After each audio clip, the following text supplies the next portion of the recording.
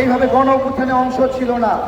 শুধুমাত্র ডক্টর ইউনূস স্যারের আত্মীয় কাছের ব্যক্তি, আমি যদি স্পষ্ট করে বলি একজন নাম ধরাই দেই, এই যে বিধান রঞ্জন রায়। বিধান রঞ্জন রায়কে কেন উপদেষ্টা বানিয়েছে জানেন? বিধান রঞ্জন রায় ডক্টর ইউনূস স্যারের বইয়ের চিকিৎসা করছিল।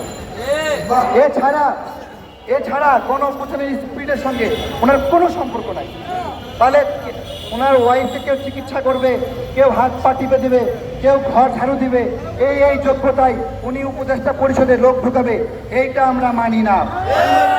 আমাদের কথা ছিল কি? আমাদের কথা ছিল যে এই গণ অভ্যুত্থানে যারা সরাসরি সম্পৃক্ত এইরকম মানুষদেরকে উপদেষ্টা করতে হবে। এখনো সময় শেষ হয়ে যায়নি। যারা দুর্নীতিতে জড়িত, আসিফ মাহমুদ দুর্নীতিতে জড়িত, তাকে সরায় দেন। নাহিদ নিয়োগ বাণিজ্য করেছে, নাহিদকে আইনের আওতায় নিয়ে আসেন। মাহফুজ 5 কোটি টাকার নিচে কথা বলা যায় না, মাহফুজকে আইনের আওতায় নিয়ে আসেন। আজকে জুলাই গণ অভ্যুত্থানে ভাগটা করলো কে ভাইয়েরা? জুলাই গণ অভ্যুত্থানে কে ভাগ করেছে আপনারা বলেন? আমরা ভাগ করেছি। এই জুলাই গণ অভ্যুত্থানে প্রথম ভাগটা করেছে উপদেষ্টা খেতাব দিয়া, যে মাস্টার মাইন্ড খেলা দিয়ে। মাস্টার মাইন্ড উনি অপরিচিত একটা ছেলেকে আমেরিকাতে নিয়ে গিয়ে তাকে মাস্টার মাইন্ড বানায় দিয়েছে। তাহলে এনসিপির একজন যদি মাস্টার মাইন্ড হয়, বিএনপি যারা আছে ওরা মন খারাপ করবে না? ওরা কম কষ্ট করছে? জামাত শিবির কম কষ্ট করছে? ওরা মাইন্ড করবে না? তাহলে জুলাই গণ অভ্যুত্থানে প্রথম আমাদের মধ্যে ভাঙন ধরাইছিল ডক্টর ইউনূস নিজে।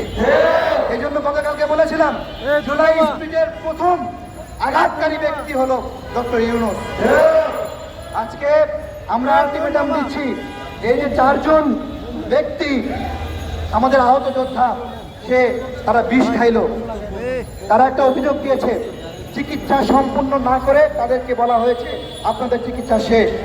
আমাদের দাবি এই 4 জন সহ যারা আহত যোদ্ধা আছে তাদেরকে সুচিকিৎসার ব্যবস্থা করতে হবে। এবং এইখানে অনেকগুলো মানুষ মারা গেছে, তাই নূরজাহান বেগমকে আবার পরীক্ষা দেওয়ার সুযোগ নাই যে উনি পরীক্ষা দিয়ে দেখবে উনি পাবে কিনা। উনি এই জুলাই যোদ্ধাদের চিকিৎসা করতে ব্যর্থ হয়েছে, ওনার আর পরীক্ষা দেওয়ার সুযোগ নাই। ওনাকে আগামী 7 দিনের মধ্যে এই স্বাস্থ্য উপদেষ্টা পদ থেকে সরাতে হবে। নূরজাহানের পদত্যাগ, পদত্যাগ, পদত্যাগ, নূরজাহানের পদত্যাগ। আর পুলিশ ভাইদেরকে বলবো, আমরা কখনো এসব ব্যারিকেড ধরে টানাটানি করিনি। আমরা ওইটুকু শিষ্টাচার আমাদের আছে। আপনারা নিশ্চিন্তে এখান থেকে আরো সামনে যান, ঠিক আছে? আমরা এখান থেকে ঠেলে ঢুকে কি করবো? সচি বলা এইগুলো নিব নাকি? আমরা নিব না। আমরা আজকে এখানে দাঁড়িয়েছি, 7 দিন সময় দিলাম। এই 7 দিনের মধ্যে স্বাস্থ্য উপদেষ্টাকে এখান থেকে অপসারণ করতে হবে। এবং স্বাস্থ্য উপদেষ্টার যারা পিএস ছিল আপনারা দেখেছেন, তাদেরকে দুদক তলব করেছে, তাই না? তার মানে স্বাস্থ্য উপদেষ্টা তার পিএসদেরকে দুর্নীতি করার সুযোগ দিয়েছে। তার মানে আসিফ মাহমুদের মতো সেও একজন অভিযুক্ত ব্যক্তি। আপনারা যে তারুণ্যের কথা বলেন, এই যে চ্যাংরা আসিফ, সেও দুর্নীতি করলো, আবার বুড়া নূরজাহান বেগম সেও দুর্নীতি করলো। দুর্নীতি আসলে তারুণ্য বা বুড়া দিয়ে হয় না। দুর্নীতি তার মনের মধ্যে আছে, সে চ্যাংরা হলেও দুর্নীতি করবে, বয়স্ক হলেও দুর্নীতি করবে।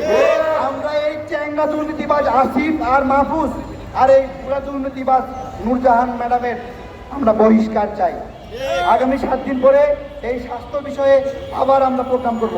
আমরা স্বাস্থ্য খাতের সংস্কার নিয়ে আন্দোলন করছিলাম, স্বাস্থ্য সংস্কার আন্দোলন। সেই আন্দোলনের ব্যানারে আগামী 7 দিন পরে আবার আমরা দেখব যে এই নূরজাহান সফল কি ব্যর্থ। আপনারা নিজ নিজ এলাকায় হাসপাতালে চিকিৎসা নিতে যান।